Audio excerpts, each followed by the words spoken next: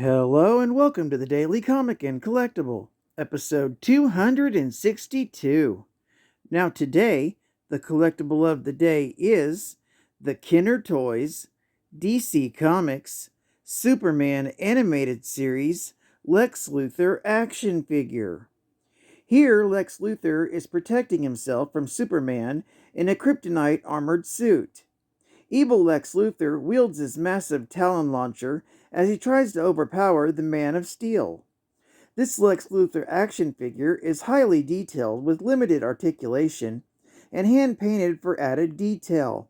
Lex Luthor is from the Superman animated series and was released in 1996 as part of Series 1 of action figures.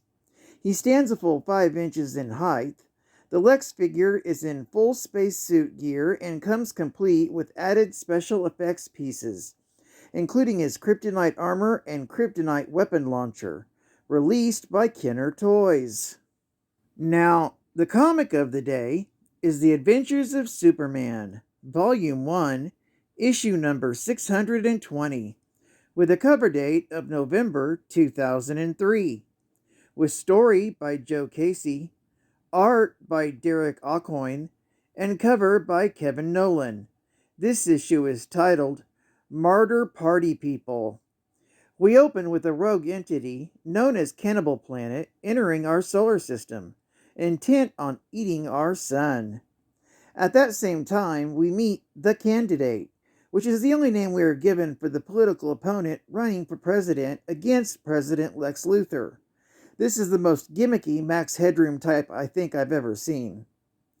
Lois finds out from a source that there is a potential assassination attempt on the Candidate and tells Clark, so he decides to speak with the Candidate. So Superman flies into the window to speak with the Candidate, but gets brushed off. It is then that Superman notices Cannibal Planet and rushes out to take care of it. Superman streaks through space for Cannibal Planet and slows down time by using his super speed. Meanwhile, on Earth, Lex Luthor, the current sitting president, holds a press conference announcing that he isn't worried about the Candidate at all, and would be more than happy to have a debate with him on the issues on Luthor's available schedule. It is then that Superman streaks into the Cannibal Planet and absorbs all the energy from that planet. Also, the Earth's temperature has already started dropping massively due to the massive amounts of energy the Cannibal Planet already has absorbed. The supercharged Superman uses all the energy absorbed and uses his heat vision to return the energy back to our sun, causing the planet's temperature to stabilize almost immediately.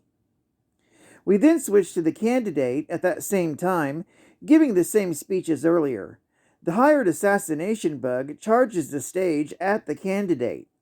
The assassin bug continues after the Candidate and stabs a bodyguard. The Candidate is pushed deeper into the building for protection, and Lois gets a quick few words from him on the current situation at hand. The Candidate and Lois move too close to the window, and the assassin bug attacks. Lois hits the bug with her camera as it attacks with its weaponized hand, missing its target, but still grazes the Candidate.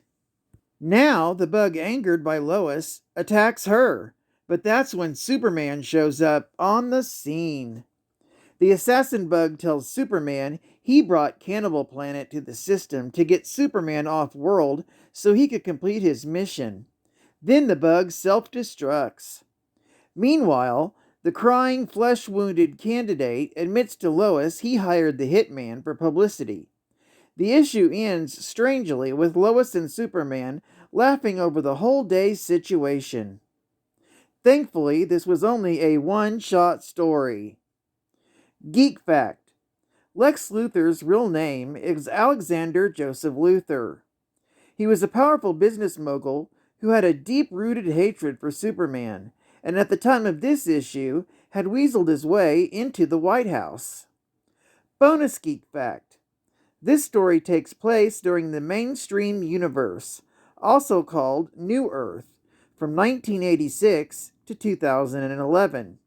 This era started during Crisis on Infinite Earths and ended with Flashpoint.